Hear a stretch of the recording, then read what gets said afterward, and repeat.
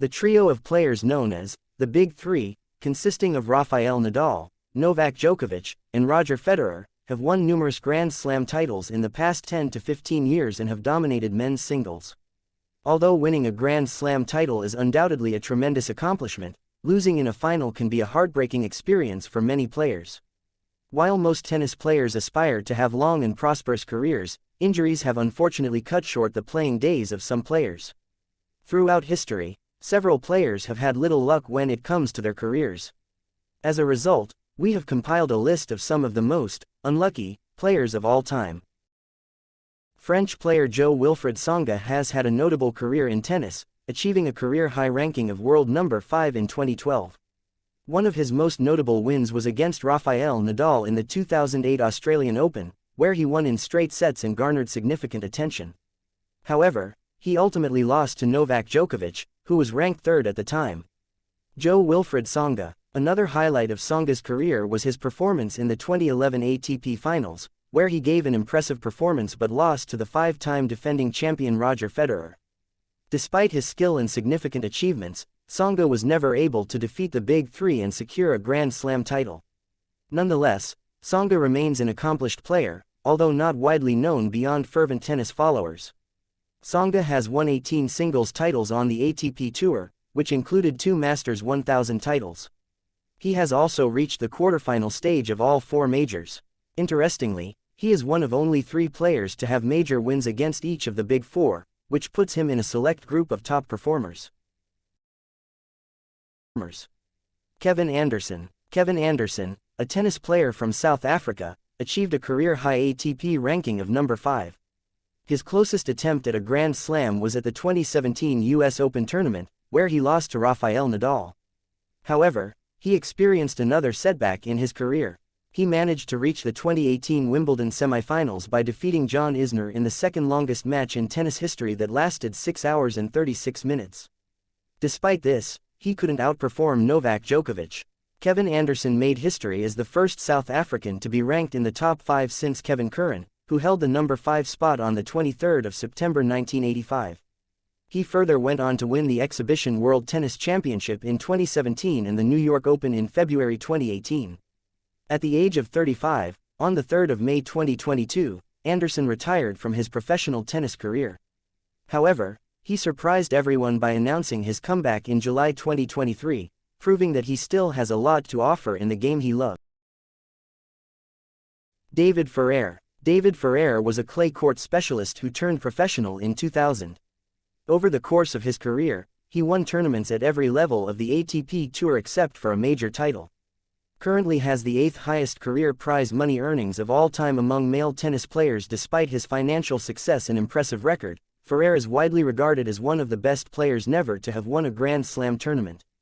He came close to winning the French Open in 2013 but was ultimately defeated by Rafael Nadal. Ferrer was part of the Spanish Davis Cup team that won the title 3 times, in 2008, 2009 and 2011.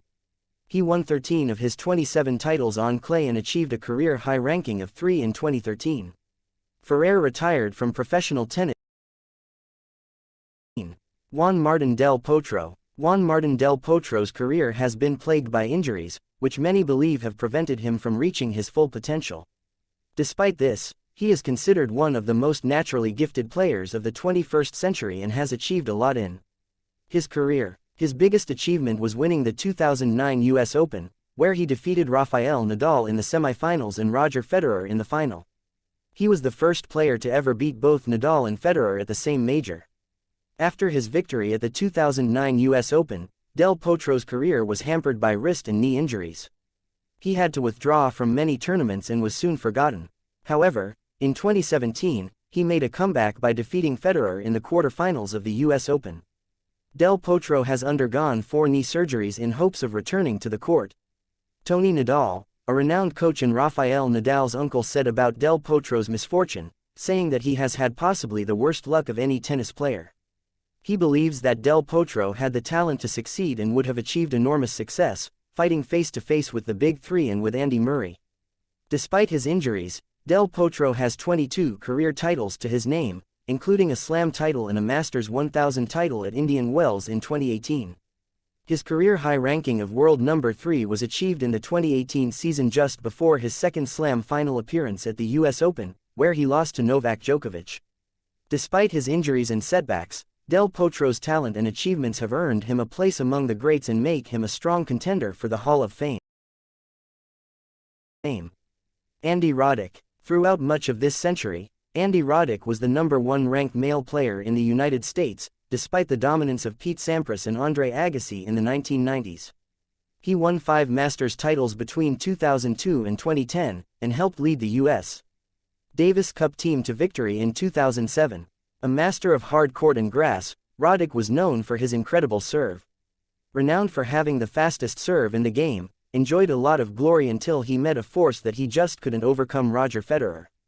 Although he lost 4 Grand Slam finals to Roger Federer, he did manage to win the 2003 US Open.